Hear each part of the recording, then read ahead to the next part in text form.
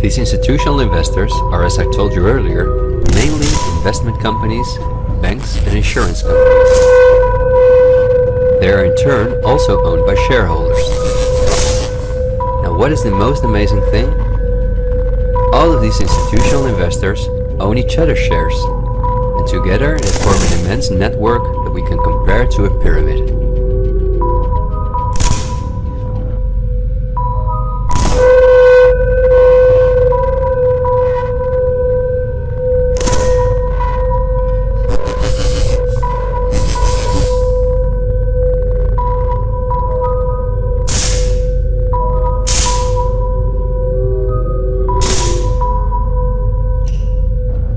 Smaller institutional investors are owned by larger investors, who in turn belong to even larger investors.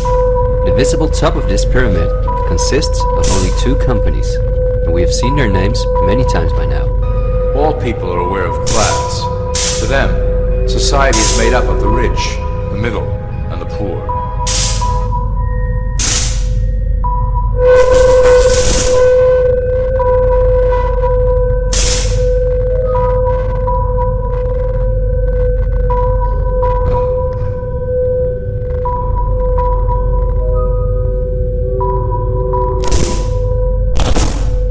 The one thing that all three classes don't understand is that the pyramid continues upward. There is a detached hidden capstone made up of an elite board of directors who own and manage Illumicorp.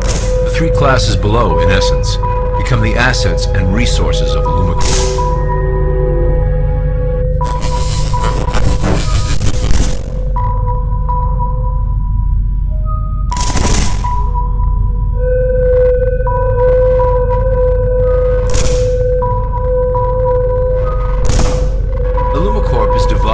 Various administrative branches, but each branch has the same 5 levels in their hierarchy.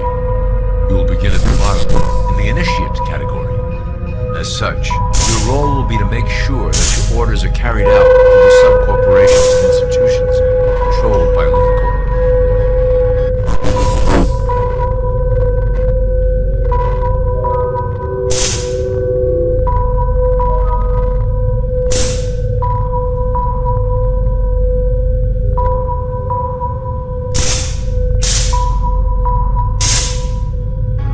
You will be placed in plain sight, at the head of a company or institution in the public sector, to carry out the plans delivered from above. Remember, your role is very important. You will be the face of Illumicorp to the outside world. You are our connection to the masses below. Never speak publicly about your orders or your masters. There are Vanguard and BlackRock.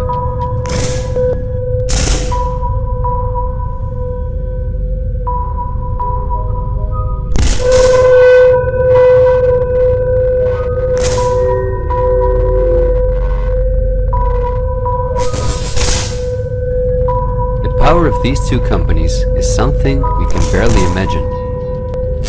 Not only are they the largest institutional investors of every major company on Earth, they also own the other institutional investors of those companies, giving them a complete monopoly.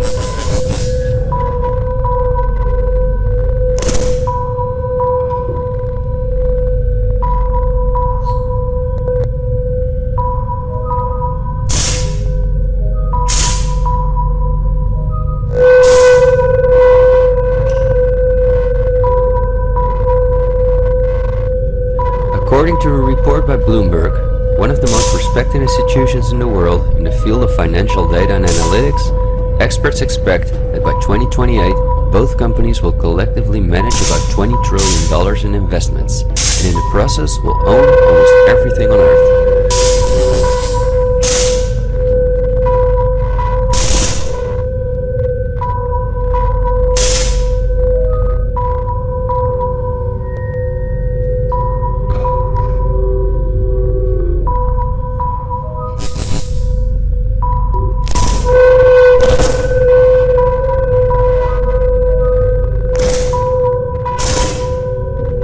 same Bloomberg called BlackRock the fourth arm of government, because it is the only non-government entity that has a close relationship with the federal banks, also called the central banks. BlackRock not only lends money to the federal banks, but is also the principal advisor and the developer of the computer system that the federal banks use. Dozens of BlackRock employees had senior positions in the White House during the Bush and the Obama administrations, and currently under Joe Biden.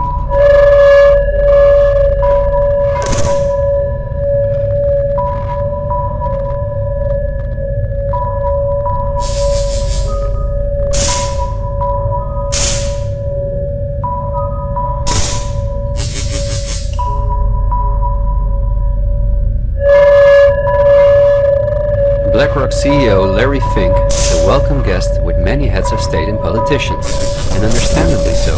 He's the face of the company that pulls the strings.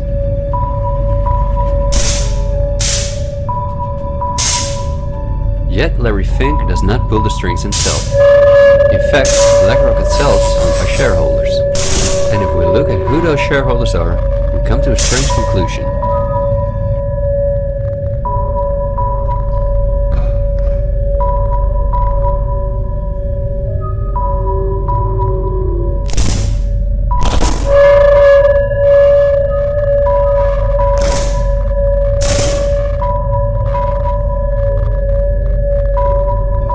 See that BlackRock's largest shareholder is Vanguard, and this is where it gets dark.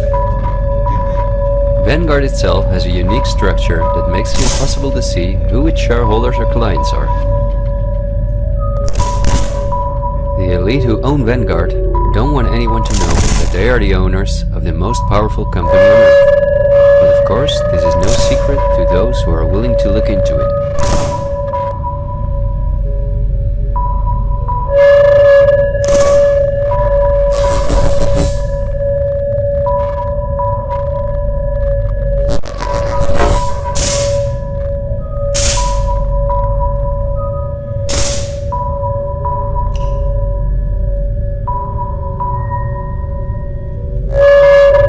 Reports by Oxfam and Bloomberg show that 1% of the world's population collectively owns more money than the other 99%. Indeed, Oxfam claims that as much as 82% of all the money earned in 2017 went to this 1% of people.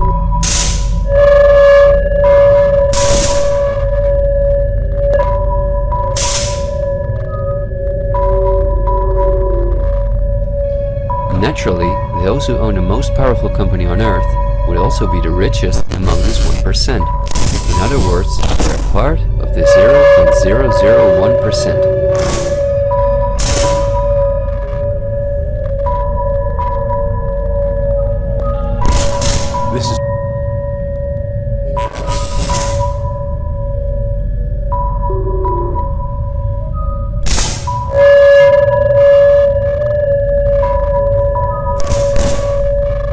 potentially Lumacorp's most effective instrument for control. Through international banking, we manipulate the fate of all countries. We've introduced many institutions, such as the IMF and WTO, that work in our favor to impoverish disobedient nations. Always remember, debt is a powerful weapon against countries that don't share Lumacorp's vision.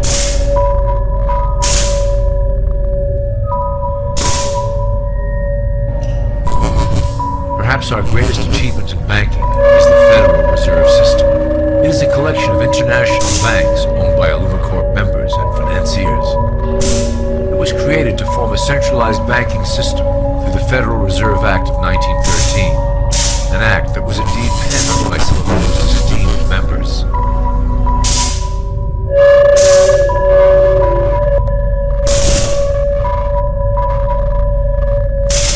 Many of you might still assume that the government itself prints and issues the currency. That is not the case. When America needs money, they go to our boys and ask for it. The money is printed, but it is only representative of a loan. Interest accrues on that dollar until it is paid back to the Fed. In fact, the federal taxes paid by the American population go almost entirely to paying off this debt.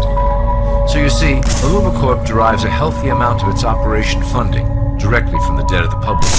Needless to say, this is one of our most crucial sources of funding, and one of our proudest achievements here at Illumicorp. Through mergers and acquisitions, we have slowly and silently bought up the majority of U.S. industry.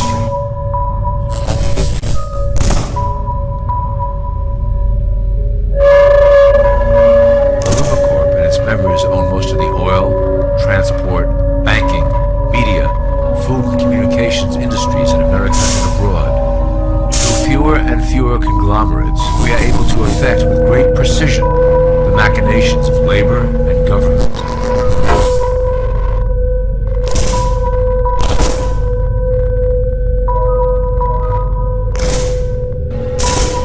Ultimately, corporations will replace government as a centralized international body that can meet the needs of the public worldwide without the chaos created by national self-interest.